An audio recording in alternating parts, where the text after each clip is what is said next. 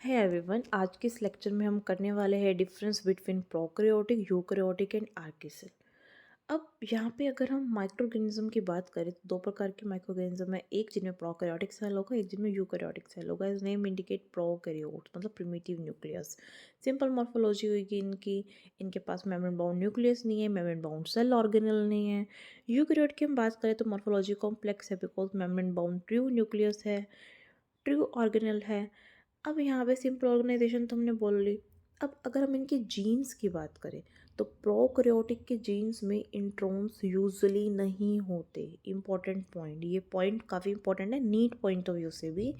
इसके अलावा और सारे कम्पिटिटिव एग्जाम जो बायो से रिलेटेड है like H TET, GATE, C S I R NET, D V T, J R F, I C R net.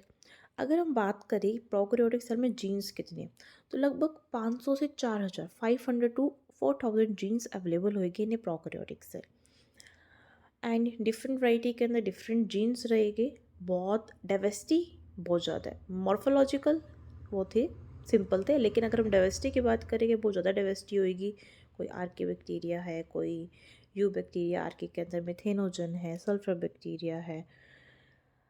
Unicellular एक ही सेल है, सेल का साइज़ काफ़ी छोटा रहेगा, 1 to 10 माइक्रोमीटर तक का रहेगा। डीएनए तो ऑफ कोर्स होगा, सेल वॉल भी होगी। अब इनको घूमने के लिए कुछ तो चाहिए ना, हाथ पैर तो है नहीं, तो फ्लैजेलम होगा इनके पास। इनके पास राइबोसोम्स होंगे साइटोसोल के अंदर, डेट इज 70s राइबोसोम होंगे।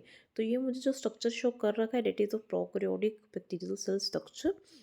इसके अंदर मुझे न्यूक्लियस तो है नहीं, तो न्यूक्लियोइड है। अब क्योंकि इनको प्रोटेक्ट करने के लिए बाहर कैप्सूल है, सेल वॉल से भी बाहर की तरफ जो होगी वो कैप्सूल होगी। ग्रीन कलर की सेल वॉल है, उसके बाहर कैप्सूल होगी। और सेल वॉल के अंदर जो होगी प्लाज्मा मेम्ब्रेन होगी, उसके अंदर साइटोप्लाज्म होगा। इनकी सेल मेम्ब्रेन तो इनफोल्डिंग भी बनाते हैं, उसको मेसोसोम्स बोलते हैं। पिलाई का काम होता है कंजुगेशन के लिए बैक्टीरिया में, जिसको हम सेक्सुअल रिप्रोडक्शन बोल देते हैं। अब आप खुद देखिए मॉर्फोलॉजिकली कितना कॉम्प्लेक्स है। सेल ऑर्गेनेल आगे, तरह तरह के सेल ऑर्गेनेल आगे, इन सबका अपना ही एक इंडिविजुअल फंक्शन है, like mitochondria which is known as power house of the cell. हम यूकैरियोटिक सेल की बात करें, मेम्ब्रेन बाउंड इनके पास सेल ऑर्गेनेल है, कॉम्प्लेक्स जीनोम ऑर्गेनाइजेशन है, जीन्स काफ़ी ज़्यादा है, काफ़ी ज़्यादा। वहाँ पे बहुत थोड़े से जीन्स थे। यहाँ पे इनका जीनोम साइज काफ़ी लार्ज होगा, 6000 टू 30,000, इवन उससे भी ज़्यादा हो सकते हैं। इसके अलावा इनके पास नॉन कोडिंग सीक्वेंस भी होगी, जिसको हम बोलते हैं इंट्रॉन्स। अब जेनेटिक डाइवर्सिटी की बात करें तो बहुत सारे रेगुलेटरी डीएनए होते हैं इनके पास, large amount of regulatory DNA होगा। क्या कंट्रोल करने के लिए, इनका जीन एक्सप्रेशन को कंट्रोल करने के लिए, जीन एक्सप्रेशन को कंट्रोल करने के लिए यूकैरियोटिक सेल के पास होगा large amount of regulatory DNA. अब अगर हम एक और टॉपिक की बात करें तो ये यूनी मल्टी दोनों हो सकते हैं, लाइक यीस्ट जो यूनिसेलुलर है ना, यूकैरियोटिक है। बहुत लगभग ऑर्गेनिज्म जो मल्टी सेलुलर है, एनिमलिया किंगडम के अंदर सारे के सारे मल्टी सेलुलर होएगी इसके अंदर। एक और इम्पॉर्टेंट पॉइंट भी कि जो यूकैरियोटिक सेल होगी उनके पास जीनोम होगा वो शो करेगा high degree of genetic redundancy. अब इस वर्ड का मीनिंग क्या, चलिए। जेनेटिक रिडंडेंसी का मतलब है अगर सेम अमीनो एसिड को कोड करने के लिए मल्टीपल कोडोन्स है, जैसे कि यू कोड फॉर फिनाइलएलानिन, इसके अलावा सी भी फिनाइलएलानिन के लिए कोड कर रहा है, ल्यूसिन के लिए बहुत सारे कोडोन है, आर्जिनिन के लिए बहुत सारे कोडोन है, तो एक अमीनो एसिड के लिए बहुत सारे कोडोन है, तब हम बोलते हैं genetic code is said to be redundant. तो इस यूकैरियोटिक सेल में मुझे शो कर रखे हैं सारे के सारे सेल ऑर्गेनेल, लाइक सेंट्रोसोम, एक सेंट्रोसोम। और सेंट्रोसोम्स ऑफ कोर्स एनिमल में होता है, प्लांट में तो होता नहीं है, जिसके अंदर एक पेयर होता है सेंट्रोल का जो आपस में 90 डिग्री के अंदर होता है। क्रोमेटिन इनका जेनेटिक मटेरियल न्यूक्लियस में पोर होएगी। प्रॉपर एनिमल का डबल शीट, डबल मेम्ब्रेन होएगी इनके पास। अब इनकी सेल के बाहर जो होगा it is known as ECM। ECM here is extra cellular matrix, ECM here is extra cellular matrix. ठीक है, माइटोकॉन्ड्रिया है, हम समझ गए। एंडोप्लाज्मिक रेटिक्यूलम अगर रफ है तो प्रोटीन सिंथेसाइज करेगा, स्मूथ है तो क्या सिंथेसाइज करेगा, स्मूथ वाला सिंथेसाइज करेगा लिपिड, फैट्स। तो this are the some of the organelle which are present in eukaryotic cell. तो चलिए हम समरी में आ चुके हैं प्रोकैरियोट और यूकैरियोट के डिफरेंस की समरी के अंदर। अब इसको ढंग से क्लियरली समझते हैं। अगर हम प्रोकैरियोटिक सेल की बात करेंगे तो भाई उनका सेल जो है काफ़ी स्मॉल है, काफ़ी स्मॉल है, लेस देन 5 माइक्रोमीटर। लेकिन मैं यूकैरियोटिक सेल की बात करूँगी तो इनका सेल का साइज़ जो है काफ़ी लार्ज है। प्रोकैरियोटिक सेल यूनिसेलुलर है, यूनिसेल एक ही सेल है। यूकैरियोटिक सेल ऑफ्टन मल्टीसेलुलर होगी, एक्सेप्शंस अवेलेबल है, लाइक यीस्ट मैंने आपको बोला। प्रोकैरियोटिक सेल के अंदर कोई न्यूक्लियस नहीं है, कोई मेम्ब्रेन बाउंड सेल ऑर्गेनेल नहीं है। यूकैरियोटिक सेल में मेम्ब्रेन बाउंड सेल ऑर्गेनेल भी है और न्यूक्लियस तो ऑलवेज होगा ही होगा। प्रोकैरियोट के अंदर डीएनए सर्कुलर होगा, कोई प्रोटीन्स नहीं होगी उनको बाइंड करने के लिए, लेकिन वहीं यूकैरियोटिक सेल के अंदर डीएनए लीनियर होगा और उनको एसोसिएट करने के लिए, क्रोमेटिन बनाने के लिए प्रोटीन्स रिस्पॉन्सिबल होगी, लाइक हिस्टोन प्रोटीन्स। अब हिस्टोन प्रोटीन्स पे भी अच्छा क्वेश्चन आया हुआ है नीट 22 में कि हिस्टोन प्रोटीन के अंदर कौन सा अमीनो एसिड होता है, तो उसका आंसर रहेगा आर्जिनिन एंड लाइसिन। अब जो ये आर्जिनिन और लाइसिन होते हैं ये बेसिक अमीनो एसिड होते हैं, इन पे पॉजिटिव चार्ज रहता है, डीएनए पे नेगेटिव चार्ज रहता है, बड़े आराम से काम करेगा। अगर हम प्रोकैरियोटिक सेल की बात करूँ तो ये स्मॉल है, छोटे से, इट्स 70s। यूकैरियोटिक सेल की बात करूँ तो बेटा ये कैसे, ये है 80s। इनके पास माइटोकॉन्ड्रिया नहीं है, कोई माइटोकॉन्ड्रिया नहीं है प्रोकैरियोटिक सेल के पास। यूकैरियोटिक सेल की बात अगर मैं बात करूँ तो उसके पास माइटोकॉन्ड्रिया होगा।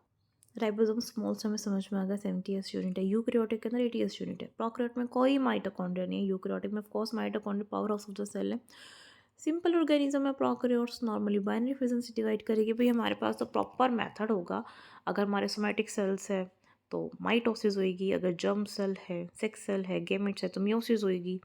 प्रोकैरियोट एसेक्सुअल होएगी और यूकैरियोट एसेक्सुअल सेक्सुअल दोनों हो सकते हैं।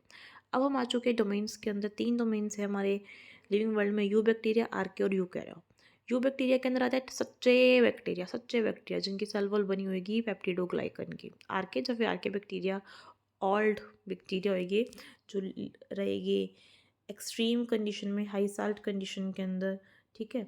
इसके अलावा इनको हम एक्सट्रीमोफाइल्स भी बोलते हैं, एक्सट्रीमोफाइल्स एक्सट्रीम कंडीशंस में रहते हैं। यूकैरियोट के पास क्या होगा, न्यूक्लियस होगा, ऑर्गेनेल्स होएगी, ह्यूमन्स, एनिमल्स, प्लांट्स सब इसके अंदर आ जाएगी। अब डिफरेंस क्या आर्के एंड यू बैक्टीरिया के अंदर, अगर मैं बात करूँ आर्के बैक्टीरिया की, यू बैक्टीरिया की, तो आर्के बैक्टीरिया को हम बोलते हैं एंशिएंट बैक्टीरिया। यू बैक्टीरिया को हम बोलते हैं सच्चे बैक्टीरिया, सच्चे मुच्चे बैक्टीरिया। आर्के बैक्टीरिया एक्सट्रीम इन्वायरमेंट में पाए जाते हैं, यू बैक्टीरिया हर जगह पाए जाते हैं, हर जगह अर्थ पे। सेल वॉल आर्के बैक्टीरिया की बनी होगी सूडो पेप्टिडोग्लाइकन्स की, यू बैक्टीरिया की सच्चे पेप्टिडोग्लाइकन होंगे, साथ में मुरामिक एसिड भी होगा, मुरामिक एसिड। तो ये स्लाइड काफ़ी इंपॉर्टेंट है कि जब हम यू बैक्टीरिया की बात कर रहे हैं तो इनके पास पेप्टिडोग्लाइकन के सेल वॉल है, साथ में उनके अंदर मुरामिक एसिड है। आर्के बैक्टीरिया के अंदर क्या है, सूडो। तो नेक्स्ट हम आते हैं मेम्ब्रेन लिपिड पे। अगर हम आर्के बैक्टीरिया की बात करेंगे तो जो मेम्ब्रेन लिपिड आर्के बैक्टीरिया में, जा तो उसमें होगी ईथर लिंकेज, ब्रांच होगी, एलिफेटिक चैन होगी और डी ग्लिसरॉल फॉस्फेट होगा, D glycerol phosphate. You bacteria की बात करेंगे तो इसमें बहुत सारे मेम्ब्रेन लिपिड होगी यू बैक्टीरिया के, या तो एस्टर लिंक्ड होगी, स्ट्रेट चेन होगी फैटी एसिड की। अब यू बैक्टीरिया की हमने बात कर ली, क्या होगी इनके पास, स्टेट चेस्ट होंगे फैटी एसिड की, या इनके पास होगा एल ग्लिसरॉल फॉस्फेट्स होएंगे इनके पास। किसकी हम बात कर रहे हैं, यू बैक्टीरिया की बात कर रहे हैं। आरएनए पॉलीमरेज की बात करेंगे तो जो आर्के बैक्टीरिया है, आरएनए पॉलीमरेज जो होगा आर्के बैक्टीरिया का, उसके अंदर कॉम्प्लेक्स सब यूनिट पैटर्न होगा, कॉम्प्लेक्स सब यूनिट पैटर्न। ऑल्दो ये कॉम्प्लेक्स सब यूनिट पैटर्न बहुत ज़्यादा सिमिलर होगा यूकैरियोटिक आरएनए पॉलीमरेज से, क्योंकि इनको आरएनए पॉलीमरेज की जरूरत भी अपना आरएनए बनाने के लिए। आरएनए जो पॉलीमरेज है यू बैक्टीरिया का, उसमें लगभग फिर भी सिंपल सब यूनिट पैटर्न है। इनमें जो टी साइज सी आम है आर्के बैक्टीरिया में, उनमें कोई भी थायमिन प्रेजेंट नहीं होगा, ये मिथोनिन को डायरेक्टली कैरी आउट करेगा। यू बैक्टीरिया में थायमिन प्रेजेंट होगा जो एन फॉर्माइल मिथोनिन को कैरी आउट करेगा। अभी टी साई सी का रोल क्या है, इसको हम करेंगे नेक्स्ट वीडियो में कम्प्लीटली डिटेल।